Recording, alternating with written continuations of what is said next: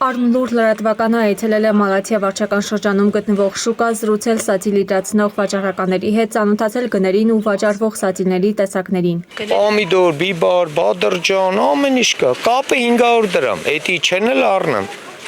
30 հատ մեջ է կապած։ Չեն առնեմ։ Տանում ենք, բերում ենք, տանում ենք, չեկը փողոմուծում ենք, սալարկեն։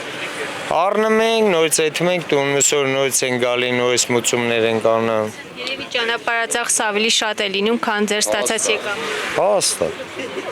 Բա 2 ամիս էլ հոսանք եմ վառել, ես աճասրել եմ այս բույսը։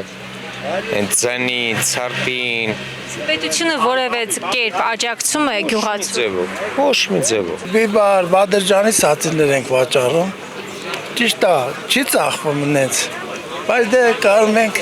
պահենք մեզ։ Ծանր է գյուղացու աշխատանքը, ասում է մեր զրուցակիցը եւ ցույց տալիս իր հողոց ձեռքերը։ Այսօր մարդիկ խուսափում են հող մշակել, իսկ եթե գյուղացին դադարեց մշակ լինելուց, ոչ շեները կշենանան, ոչ էլ քաղաքները կհզորանան։ 2 ամիս ձնի տակ մշակել եմ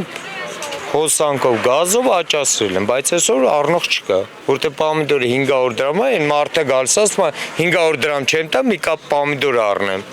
Դաստա, տանի, որ տանջվի, բերք ստանա, այնա ձրի կարնիկ ուտել։ Սա մեր տեղական առաջվա Անահիտ պոմիդորն է։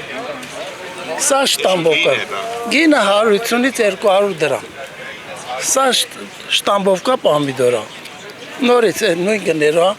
չերի ունենք։ Հա, ինչ հարժենք։ 200 դրամ։ Հա։ Վարունգ ասենք աճեցրել ենք բաժակներով։ Տեղականն էլ, ռուսականն էլ։ Ու ինչ հարժեն։ 70-ից մինչև 100 դրամ։ Իսկ սրա։ Բիբարը, կապերը ասենք էլի 150-ից մինչև 200 ասում ենք, բայց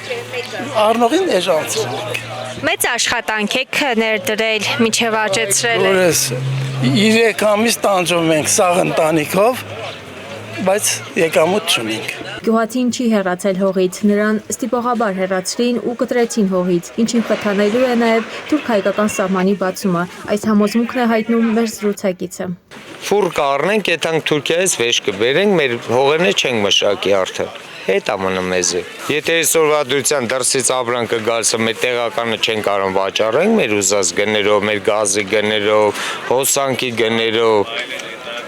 Հողերը իսկ յանտանք կներեք ասած։ Ավտոմեքենա կառնենք, եթանք մենք է դրսից կբերենք ապրանք։ Էլ ուրիշ բան չկա գյուղացում։